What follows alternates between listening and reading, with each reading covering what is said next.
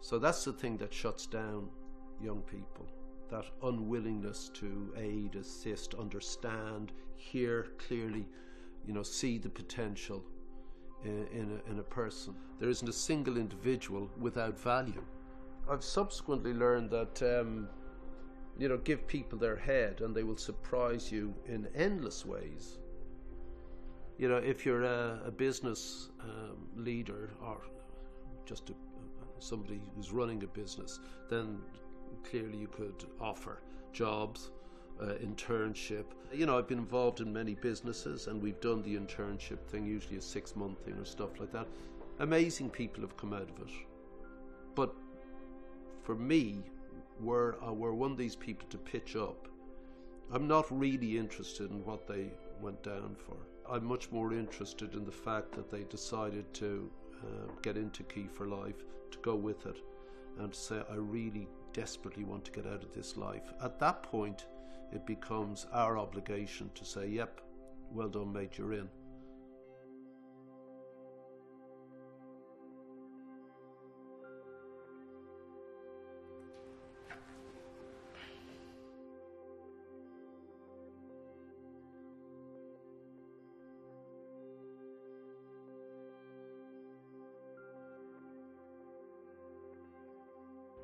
From young I was a charmer, but most of the time it led me into the wrong places. There were no teachers and my dad wasn't around and my mum was dead, so I sort of fumbled around, still am. As a kid I was always pretty laid back, didn't take school too seriously. When I did have issues with concentration, focus, I often got sent out of lesson for being distracting to other students and stuff. Yeah, I was just a bit of a nervous wreck, to be honest with you. I didn't know how to deal with pressure. I didn't know how to deal with, all the outside pressures, internal pressures. I was a bit of a mess, I guess.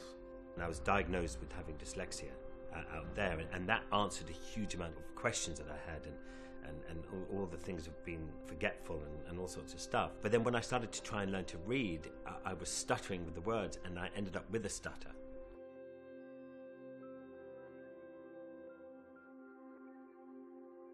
Yeah, so my pivotal person is a guy called Don McPherson. There was no one that was my North Star. A guy called John Brimacombe. Where my life changed dramatically was when I met Ewan McGregor. I met this person literally the first minute I was born, as the pivotal person in my life is my mum. I actually got introduced to a woman called Eva Hamilton, the CEO and founder of Key for Life.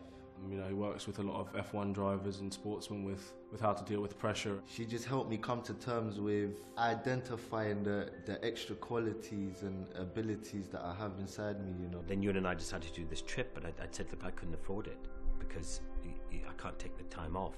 And he sat me down after my first year of sixth form and, he told me, you're a good player, but you're not a great player. So when you say who influenced you, without question, this is lame, but Bob Dylan, not Nelson Mandela. One statement he told me that really stands out is, pressure is a privilege. Mick Jagger, not Che Guevara. My mum worked tirelessly in my teen years to provide for both me and her in the knowledge that she believed that I could become something really great. John Lennon, not Ho Chi Minh.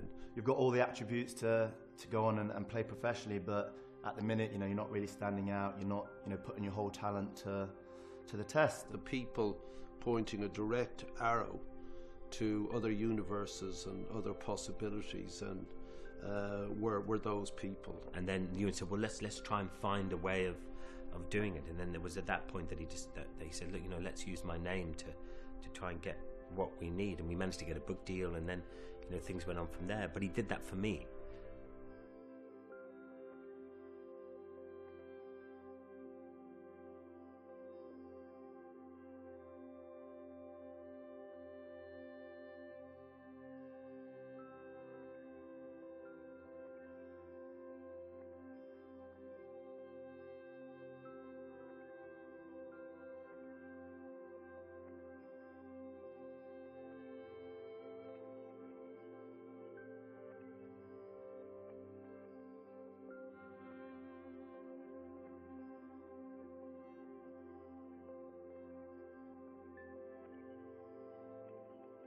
What if you became that pivotal person in a young man's life?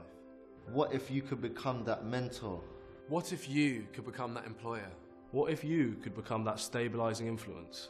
What if you could inspire someone to master a new life skill? What if you could change a young man's life for the better?